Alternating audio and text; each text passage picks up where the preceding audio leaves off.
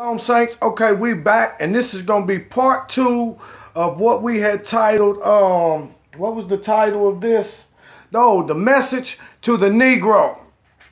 And it's a message to the Negro is because we want our brothers and sisters to understand who they are, and we want them to start having to understand of the history, why it's been hidden, and why it's been so important for the other people to hide it. It's also a message that is challenging our brothers and sisters that are at the helm of the Christian church. And that we are teaching what had been taught to us through the eyes of being Gentiles.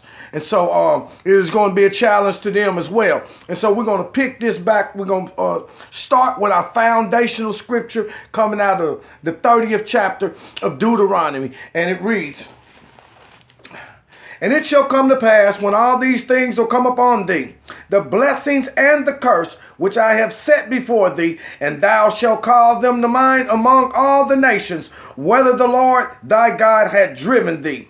Verse 2, "And shalt return unto the Lord thy God, and shalt obey his voice according to all that I command thee this day, thou and thy children, with all thy heart and with all thy soul." Verse 3, "That then the Lord thy God will turn thy captivity and have compassion upon thee, and will return and gather thee from all the nations where the Lord thy God had scattered thee." Verse 4, "If any of thine be driven out unto the uttermost parts of heaven, from thence will the Lord thy God gather thee, and from thence will he fetch thee." Verse 5, "And the Lord thy God will bring thee into the land which thy fathers possessed, and thou shalt possess it. And he will do thee good and multiply thee above thy fathers." Now, we're going to stop right there because that is our foundational scripture, and that is a pronouncement of a blessing on the house of Israel, which are the Negroes. Keep in mind that over and over again, it talks about where the Lord had driven thee, where the Lord has scattered thee, and you've been scattered to the uttermost parts of the earth. And we know that this happened to the children of Jerusalem and the children of Judah, according to the book of Joel, 3rd chapter, verses 1 through 9. "For ye have sold a boy for a prostitute, and sold a girl for wine, that ye might drink. And the children of Jerusalem and Judah have you sold into the hands of the Grecians, that they would be removed far from their borders." And this is what the Father is talking about when he's talking about if any been scattered to the uttermost parts of the earth. We know that these things only happen to one nation of people. Ain't but one people on the planet that their whole entire nation was broken up, and they were scattered and sent into every culture, every nation on the planet. But the promise here was that if we turned and we turned back to where our fathers fell, then the Lord would begin to regather and process. And that is happening in the earth right now through a phenomenon that's taking place where the Father's people are being regathered. This is that day where he said, "I will pour my spirit out upon all flesh." Okay? And then they're going to gather themselves. We're being gathered right now. And so what we want to do is this is our foundational scripture, and we want to show you that the pronouncement of blessing is conditional still. There is something that we must do. We must go back and we must pick up where our forefathers fell and left off at. All right? So we go back to the first verse. He said, "And this shall come to pass that when all these things are come upon thee, the blessing and the curses which I have set before thee." See, we have to understand the blessings and the curses in order to be able to identify with what the scripture is saying and who it is saying it about. Because we question ourselves as to why the things are like they are. He said, "Then you call to mind the blessings and the curses." So we're going to pick back up with the curses in Deuteronomy 28th chapter where we left off at.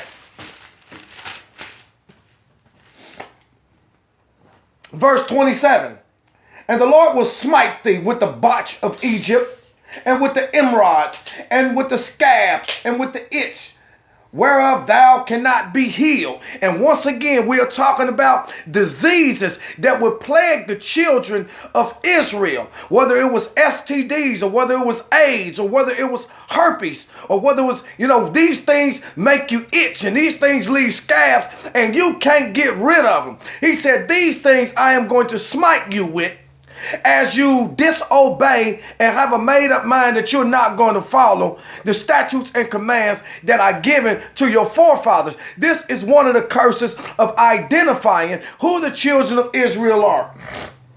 Verse 28. The Lord shall smite thee with madness and blindness, and that he hath smited us with madness, because up under the hands of our enemies we have been taught that we were Gentiles, and we have went into a state of madness by trying to be somebody else. We bleach our hair and we bleach our skin, and then we try to dress like the heathen, and we try to look like them, and that's because the Father has smited us with madness and blindness. We're blind because we're without knowledge and don't understand who we are. And we have fallen in a state of madness because we are doing things that does not make sense. And it is a state of madness when you're trying to be like your enemies. I want to dress like them. I want to look like them. I want to live where they live, drive what they drive, hang out where they hang out. And it's a form of madness because you don't understand that these people are your enemies and that they hate your guts. Okay. So the Lord said, I'm going to smite thee with madness and blindness and astonishment of heart. And what astonishment of heart is that while we've been smited with madness doing these things, we have become an astonishment to the rest of the world. Our hearts would be totally astonished at the things that our people are doing.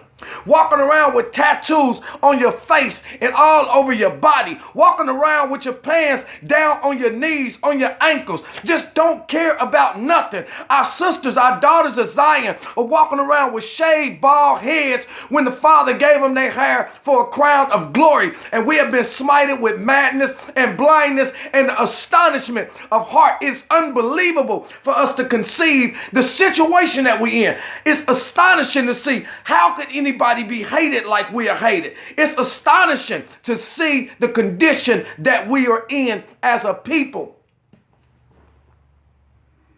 And thou shalt, verse 29, and thou shalt grope at noonday as the blind gropeth in the darkness, and thou shalt not prosper in thy ways, and thou shalt only be oppressed and spoiled evermore, and no man shall save thee. To be groping at something is like trying to capture the wind or trying to capture a vapor of smoke. You groping at it. You reaching at prosperity, but it's forever eluding us. And so we can't pay our bills. And so we find all kind of different ways to try to make things happen, to try to get ahead. He said, but you're going to be groping at the noonday. You're going to grope at the noonday as the blind grope it at darkness. He said the blind groping at darkness because he can't see. His number one desire is to see. No matter how bad he desired, he could never see because he's blind. And this is how it is when it comes to the prosperity of a rebellious people. No matter how you grope at it, you're going to come up short. So you try to work and that didn't work. You try to open up your business and that didn't work. You try to sell dope and that didn't work because we're groping at something that is constantly eluding us because we don't understand why. That's because of our disobedience. We are up under a set of curses. And this is identifying a particular people because the Arabs in your community, they're not groping at anything. They're not groping like a blind man. The Europeans are not groping at a blind man. Whatever they put their hand to, it prospers. And it prospers because of your situation. Okay? Verse 30. We're identifying who the Father's people are, who the children of Israel are. They are the Negroes. This is the history and this is the heritage. And this is the prophetic word that the Father spoke about the condition that you would be in. And we must call these things to your mind so that you can understand that you are not a Gentile. You are not no Kemet. You are not no Egyptologist. You are not no Christian nor no Muslim. Verse 30. And thou shalt betroth a wife, and another man shall lie with her. And thou shalt build a house and thou shalt not dwell therein. Thou shalt plant a vineyard, and thou shalt not eat the grapes thereof. Now, here we go again. In slavery and in our condition, they took your wife. They took my grandmother from my grandpa into a shed and made her strip butt naked, and they raped her repeatedly over and over and over again, even though she was my grandpa's wife, and there was nothing that he could do about it, because the father said, this is what's going to happen to you if you do not obey. He said, thou shalt betroth the wife, and another man shall lie with her. Thou shalt build a house, but you shall not dwell in it. Because while our forefathers was out there in the fields picking cotton and chopping down trees, they were building houses. They built a White House, for God's sake. They built all of the houses that the slave masters live in. They built the mansions that we see and admire right now. He said, but you shall build it, but you won't live in it. That was another one of the curses. And our foreparents did that as they built the slave owners' houses, and then they would have to go out and sleep in a barn with the animals. And while they was out in that hot sun at the heat of the day, planting vineyards and planting crops and everything, they bet not get caught eating a piece of corn.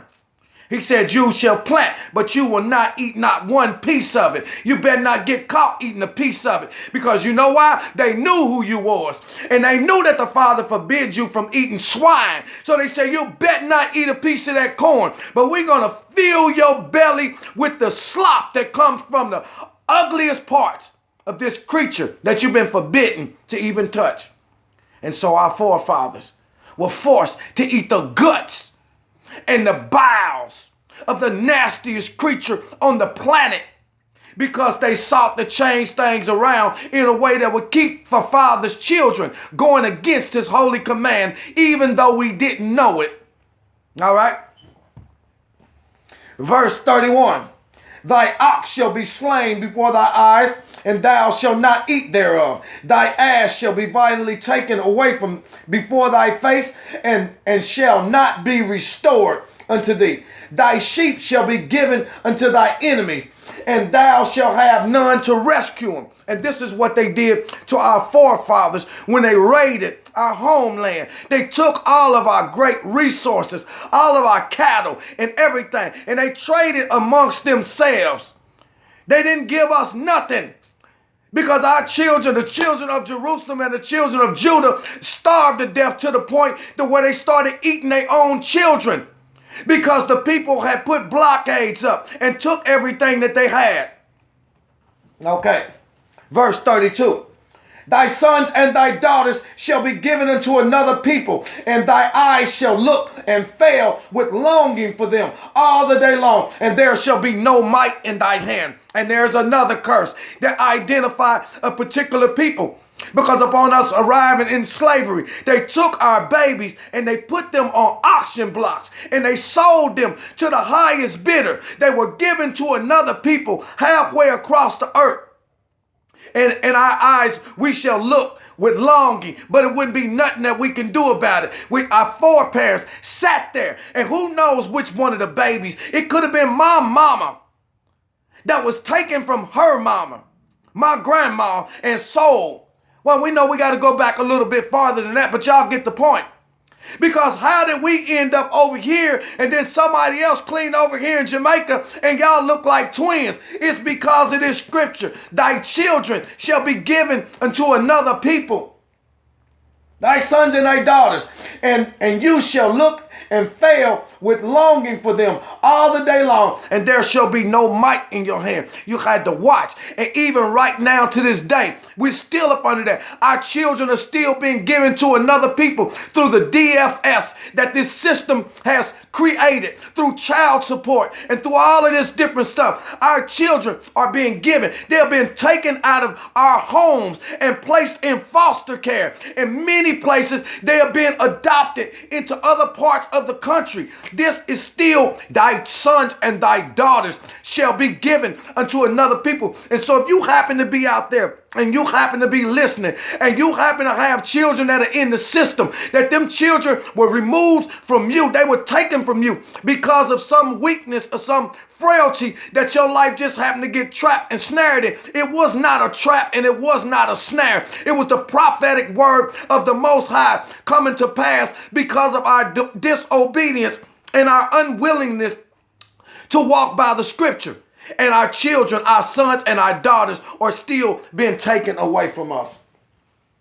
The fruit of thy land and all thy labors shall a nation which thou knowest not eat up, and thou shalt be only oppressed and crushed always. And right now, this minute, you got the Asian man getting rich because he owns all of the beauty business. You got the East Indian getting rich because he owns all the gas stations. You got the Arabs getting rich because they own all the restaurants and the grocery stores. You got the African that's getting rich because they're dealing in the medical industry and owning car lots and everything. And then you got the European man getting rich because he owns pretty much everything else.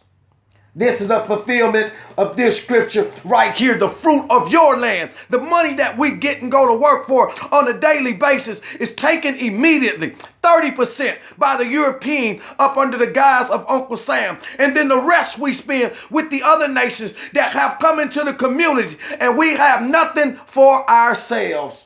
The fruit of your land and your labor, all that you work for, none of it goes to benefit you and your family. By the time 2 days is gone, your whole paycheck is gone. And it's in the hands of other people that done prospered. And you have not prospered.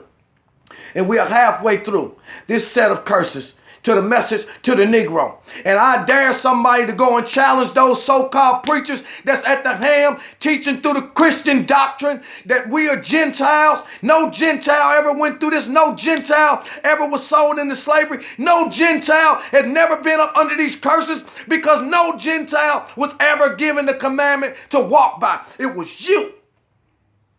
And these curses are going to prove it.